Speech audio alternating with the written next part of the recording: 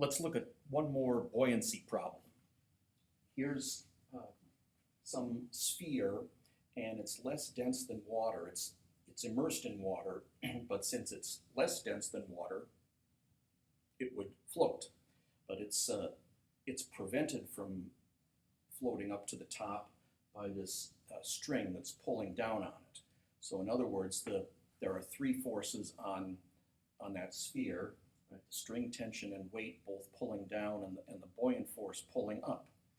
And right now, the sphere is just sitting there in equilibrium,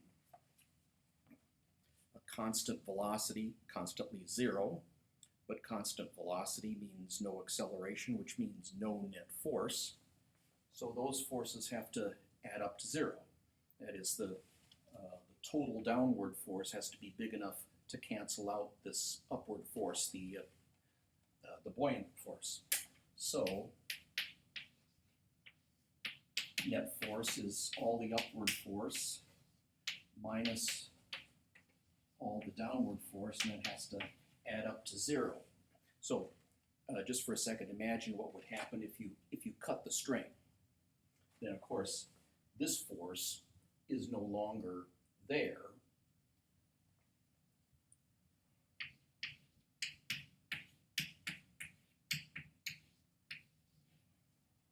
So the net force then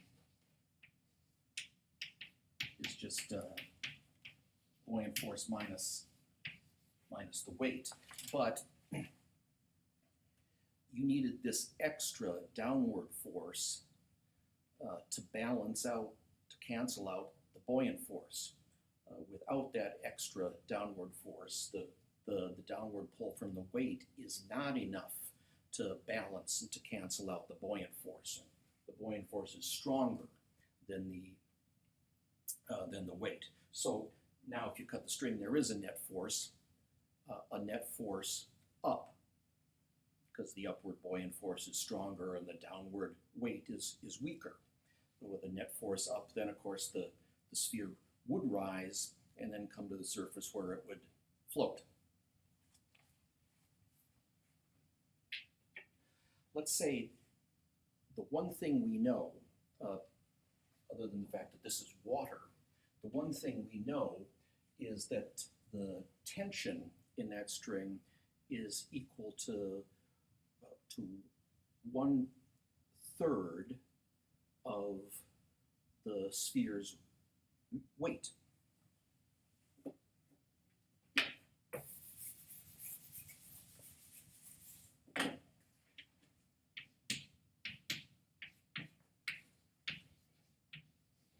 So we can rewrite this equation a little bit. But that's all we need to know in order to figure out the density of that sphere. From the density of the sphere, we might be able to identify what kind of material it's made of.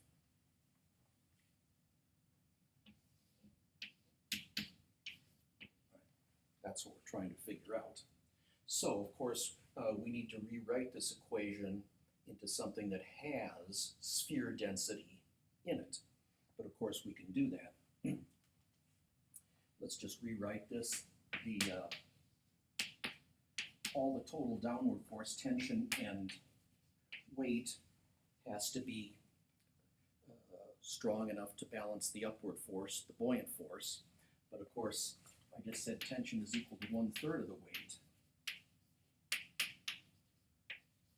So 1/3 mg plus mg is 4/3 mg.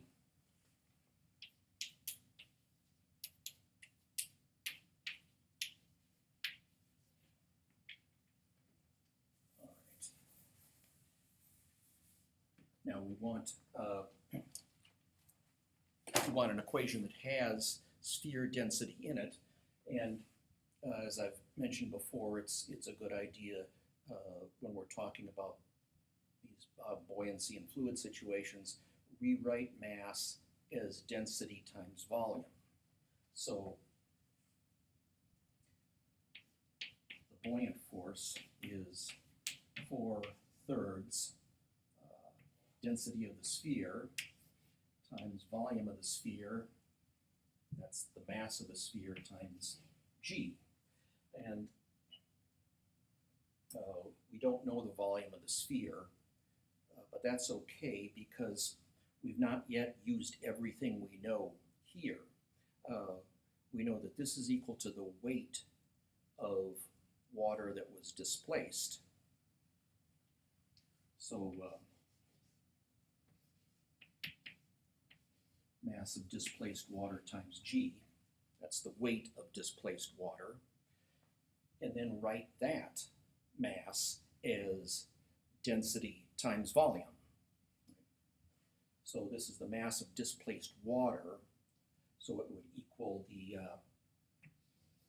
density of water times the volume that got displaced.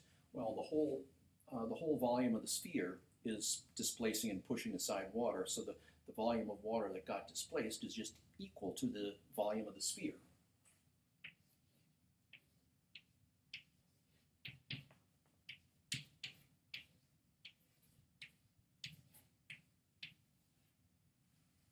So now we can see that we didn't need to know the volume of the sphere. There's a factor of sphere volume on both sides of the equation, so you can divide the whole equation by sphere volume and those factors go away. You can also divide the whole equation by g. There's a factor of g on both sides, so that disappears as well. And then all we're left with is water density equals 4/3 times sphere density. Or to put it another way, 3/4 of the water density is equal to the sphere density. That's just the kind of result we should get if something floats, right? Anything that has a density less than the density of water, and this is only 3/4 of the water density, anything that has a density less than the density of the fluid will float. So this thing will rise and then float if that string were not there. The density of water is just 1,000 kilograms per cubic meter. So 3/4 of 1,000 is 750.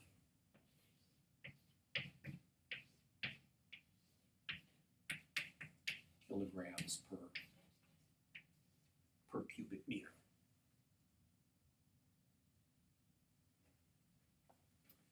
Okay, now the new ideas have to do with not static fluids but moving fluids. And the first idea that we're working with is the so-called continuity equation.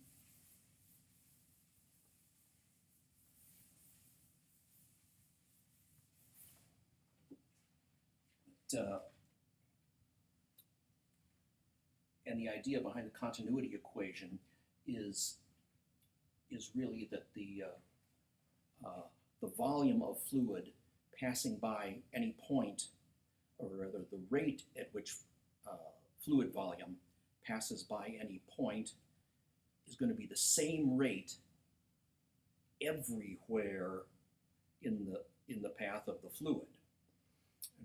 And as you saw in the text, one way of writing, one way of calculating the volume flow rate is just fluid velocity times the area through which that fluid is flowing. And that product of two factors has to be the same everywhere. So just say that the 2 points we're comparing, 2 points in the fluid path are point 1 and point 2. So that product at point 1 has to be the same value at point 2.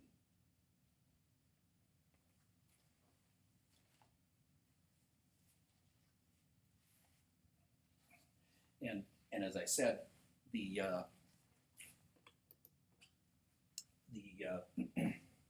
this is really just another way of calculating the volume flow rate, the rate at which volume passes by. The book uses Q to refer to as volume flow rate, but that's really the amount of volume that passes by divided by the length of time it takes for that much volume to pass by. And of course, this would work out units of volume, units of time, so the units for this would just be cubic meters per second, right? The volume flow rate tells you how many cubic meters flow by any one point in the path per second. And it turns out that if it's an incompressible fluid, as most fluids are, that is, you can't squeeze it and make it more dense, then this flow rate has to be the same everywhere. Well, let's look at an example here. Let's say you've got two rivers meeting to form a third, bigger river. So here's one river, and then here's another river, and then they meet and form the big river there. And let's say we know the flow rate here, and we know the flow rate here. And we know how wide and how deep this river is. It's a very wide river, 200 meters wide and 10 meters deep.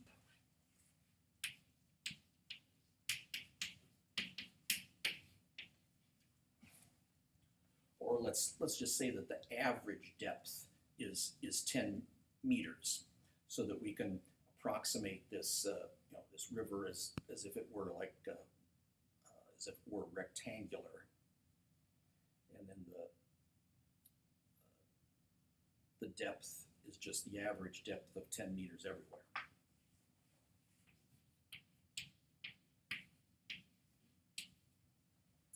Okay, now I said we know the flow rate here and the flow rate here. The flow rate here, let's say, is 5 times 10 to the 5th liters per second.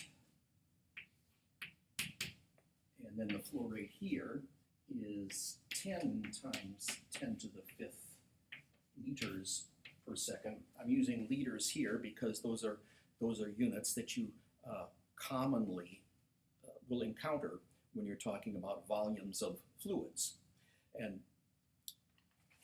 But of course, we want to convert a volume in liters to a volume in meters cubed. And so the conversion factor that we will need there is that 1 liter is 10 to the minus 3 cubic meters.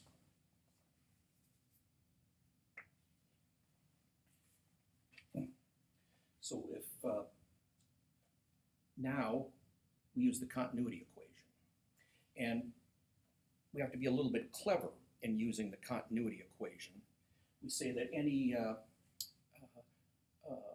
the total volume flow rate at any point, like here, before the rivers come together, has to equal the total volume flow rate at a point like this after the rivers have met. Of course, the total volume flow rate, the total volume passing by this point per second, is just a sum. It's the volume per second passing by the point along this path, plus the total, plus the volume per second passing by along this path. So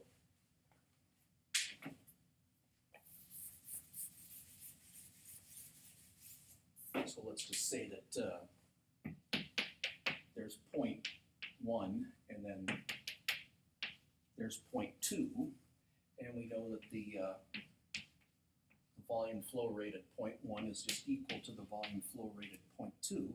The volume flow rate at point 1 is that flow rate plus that flow rate, 15 times 10 to the 5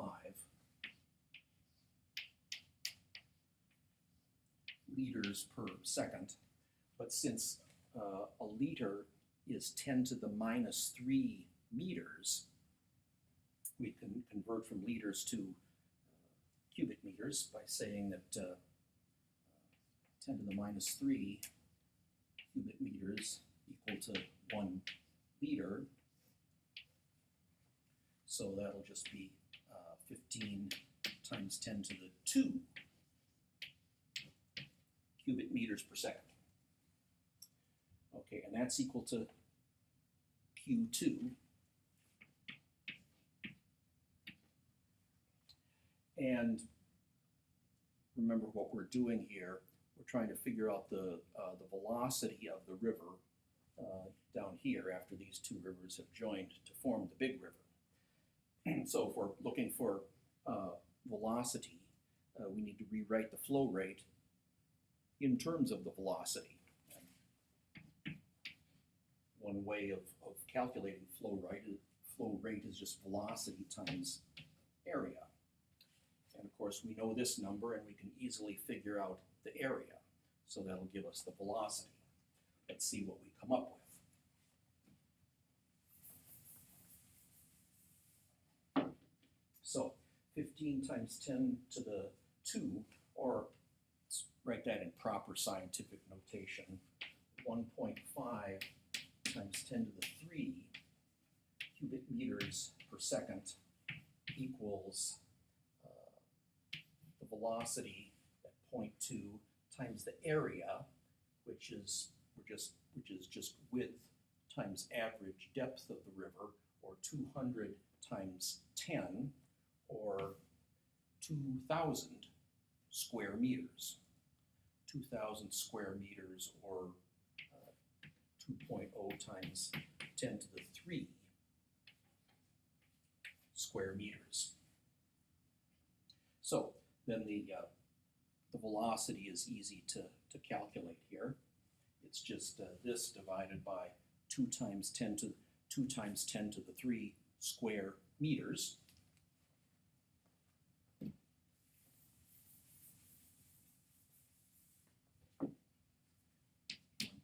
1.5 times 10 to the 3 cubic meters per second divided by 2 times 10 to the 3 square meters. And so when you've got two, treating the unit labels as algebraic variables, you have 2 factors of meters here, and they cancel out 2 of the 3 factors of meters up here. So then all we're left with is meters per second, exactly what we want, because we're finding the velocity at point 2. And this just, it's a pretty simple division. This just comes out to 3/4, right? 1.5 is 3/4 of 2. So 3/4, or 0.75 meters per second, is the speed of the river.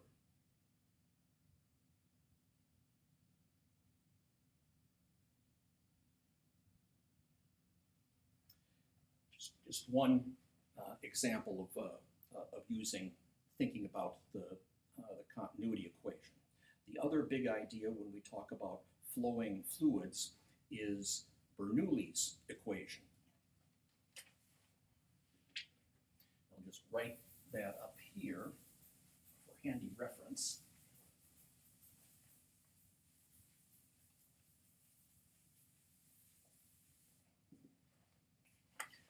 Like the continuity equation, Bernoulli's equation says that some combination of numbers at any one point in the fluid path is equal to that same combination of things at every other point in the fluid path.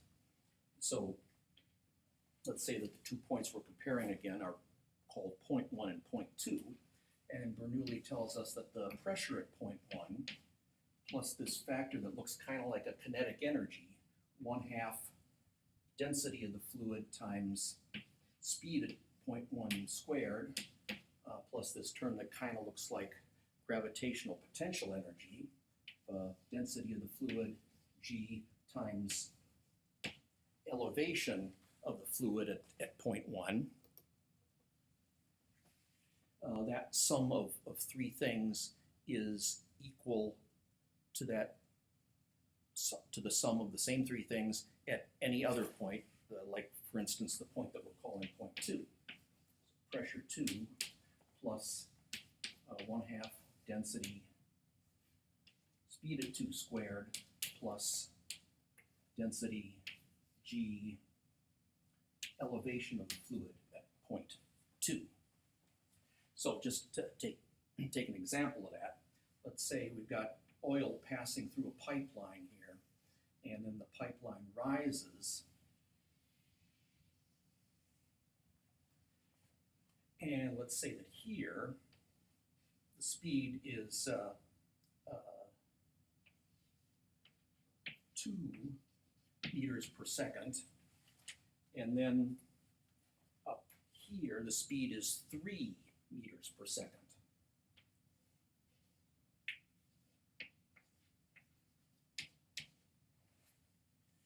Right. Since the continuity equation tells us that the product of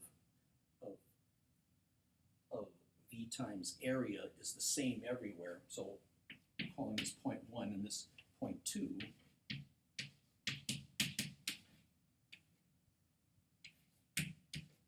So you can see that velocity at point 2 is bigger than velocity at point 1. This is larger than this.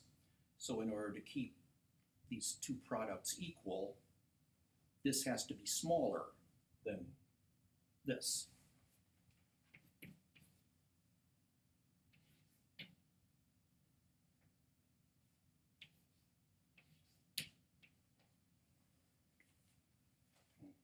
Right, this is this here the pipeline is wider, here the pipeline is narrower. And that makes sense, because remember the flow rate for the fluid has to be the same. In order to get, say, you've got some number of gallons of fluid passing by this point per second, you need the same number of gallons of fluid passing by this point per second. But the space is narrower, so in order to get the same volume passing by per second, all that fluid has to go faster.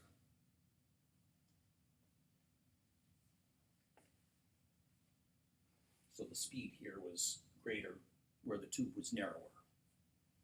Okay, now let's say what we also know is that the difference in elevation here is 10 meters. And here we were able to measure the pressure. And the pressure, we'll say, is 2 times 10 to the 5th pascals, or 2 times 10 to the 5th meters, or newtons per square meter. Right? Normal atmospheric pressure is roughly 1 times 10 to the 5th pascals. And then what we'd like to know is what's the pressure here.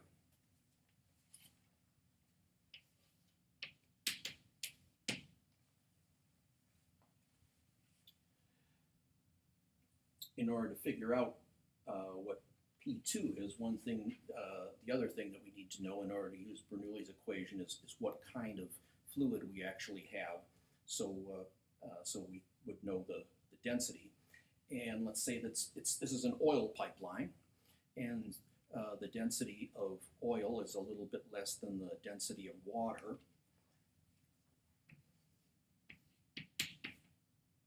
About 900 kilograms per cubic meter. The density of fresh water is 1,000 kilograms per cubic meter, and the density of seawater is about 1,030 kilograms per cubic meter. Okay, so at that point, now we've got all the numbers, and we can put in everything else. But again, when we're talking about different elevations here, that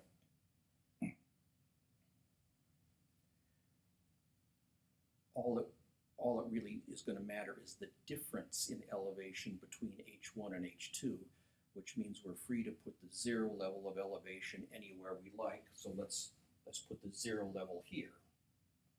So then H1 is 0, and then H2 is just 10 meters. Now we can fill in all the blanks.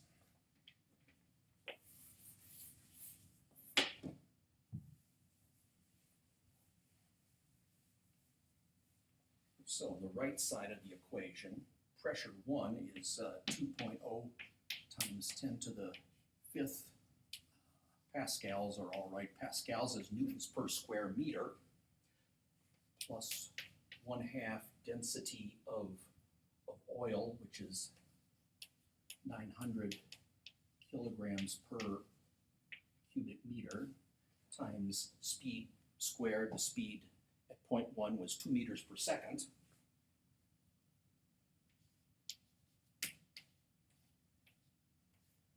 And H1, we're saying, is 0, so this whole term is 0. So just these two things it gives us everything on the right-hand side, on the left-hand side. And on the right-hand side, we have P2, which is what we're trying to find, plus 1/2 density of 900 kilograms per square cubic meter, times speed at point 2, which is 3 meters per second.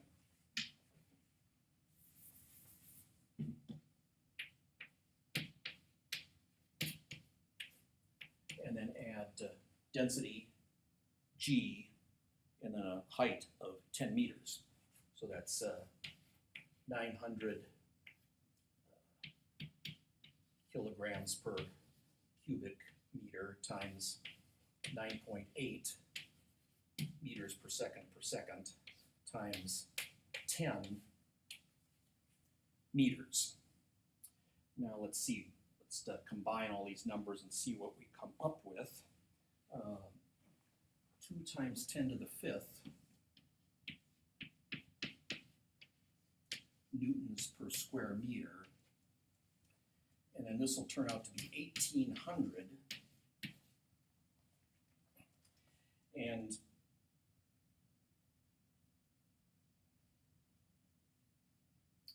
this will come out to be newtons per square meter also. Equals P2 plus this term here. Oh, forgot squaring that speed. So that first term there is 4,050.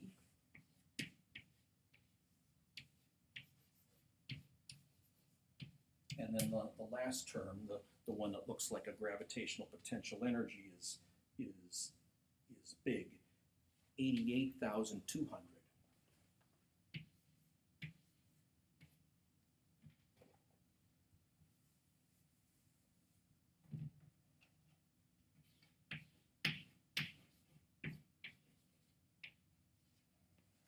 So there's all the numbers, and then you just mix those numbers together, as you all know how to do, to find what pressure 2 is, and then the answer will be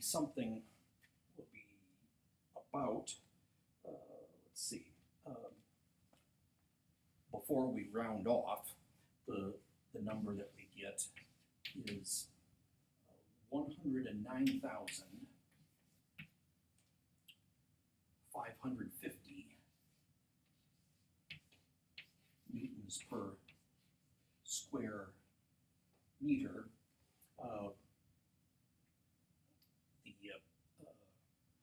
we should round it off to just a couple of significant digits, because all of our inputs originally had just 2 significant digits. So if you round that off, you've got 110,000 newtons per square meter. Or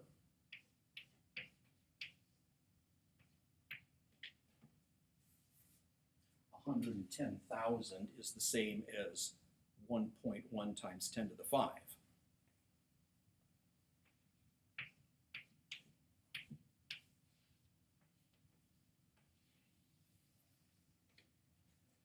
Remember that the lower part of the pipeline, the fluid pressure there was 2 times 10 to the 5 newtons per square meter, 2 times 10 to the 5 pascals. Here it's just a little bit more than half of that, 1.1 times 10 to the 5. All right, and then anything else that you do with the continuity equation or Bernoulli's equation is just a variation on these kinds of things.